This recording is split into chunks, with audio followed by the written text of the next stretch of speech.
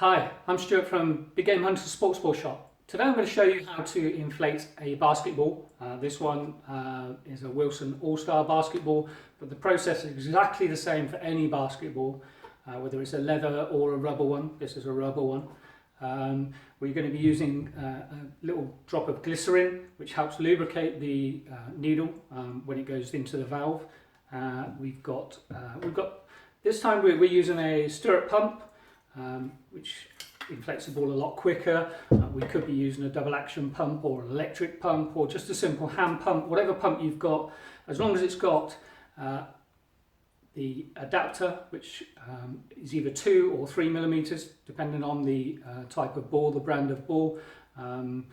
This Wilson one will take a 3 millimeter adapter, and then we have a pressure gauge. Now the pressure gauge is very important because it tells you what PSI or BAR is inside the ball. You don't want to overinflate the ball. If you do, seams could burst on stitch balls, or when you throw or kick the ball. Obviously you don't kick basketballs, but you get the drift. If you're throwing it, bouncing it, hitting rims, it could burst because it's overinflated. So it's important to remember to stick to the correct pressure within inside the ball. I'll show you now how to inflate it and using the glycerin. Many people haven't used glycerin before. Quite often we get quite a few phone calls and emails saying, "Oh, my ball's failed." And said, "Did you use glycerin to lubricate the needle?" "I've been inflating balls for 50 years. I know how to do that." And how do you do it? I used saliva. You imagine a scenario, you've had your tea or a sandwich or bag of crisps or something, then you lick or put some saliva on your needle, insert that into the ball. Who's to say there's not a little remnant of food on that needle, and now that has left the valve blocked with your food? Well, using glycerin eradicates that problem. Okay, so we got our Wilson All-Star rubber basketball. We located where the valve is, and there's some text here that tells you where the ball is made. This one says it's made in China. It says inflate to 0.49 to 0.63 kilograms per cubic centimetre. It also says moisten needle and inflate to 7 to 9 psi. Now we're going to stick to the 7 to 9 psi. That's what we use generally in the UK.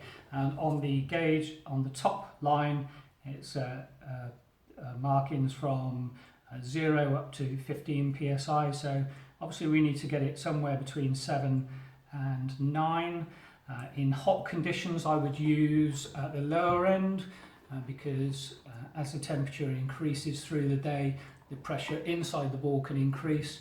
When you've got stitch seams, that can increase the pressure so much that the seams are under pressure, under strain, and the ball can burst in extreme conditions. Alternatively, on the other side where you go in cold conditions, the pressure can drop with inside the ball. So if you're living in a cold climate, then I would go to the upper end of the PSI recommendation, so that would be 9 PSI, because as the temperatures drop, then the PSI within the ball can lower. Okay, so we've got this glycerin. As I said before, don't use saliva. And so we just take a small drop and we add that to the head of the valve. Just a small drop there. And then we take our pump. As I said, this one is a stirrup pump. It's got a bigger capacity to inflate the ball, so it should inflate quicker. And we insert our needle into the valve carefully. You may find a little resistance. Well, that's a good thing, but don't force it. Just try and get a bit more of the glycerin into the ball, and then as you insert, it takes the glycerin into the ball and lubricating, meaning you don't damage the bladder or the valve. And now we're ready to inflate the ball. So with this one, I'll stand up for this.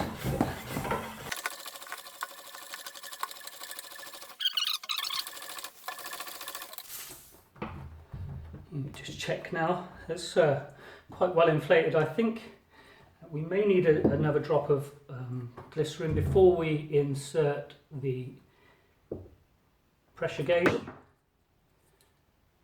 Again, carefully insert. We can see on that we're not quite there. That's just under 7, so maybe just 2 more pumps. Carefully insert, and then that should now be at the correct PSI. Yes, exactly 7, and that's what we're going to go with. If you do overinflate the ball slightly, these pressure gauges have a release valve, and you can lower, just let a little bit of air out, and they're highly recommended to have when you've got expensive basketballs, as it ensures you do inflate the ball to the correct ball pressure. So I hope you found the video on how to inflate a basketball helpful and instructive, and I hope you can follow those instructions and get the best out of your basketball. If you enjoyed this video, why not subscribe to our YouTube channel, and hopefully you will find some other videos there of use. And if you have any suggestions, why not drop us an email or leave a comment below. I will respond to them, and I look forward to seeing you again in the near future.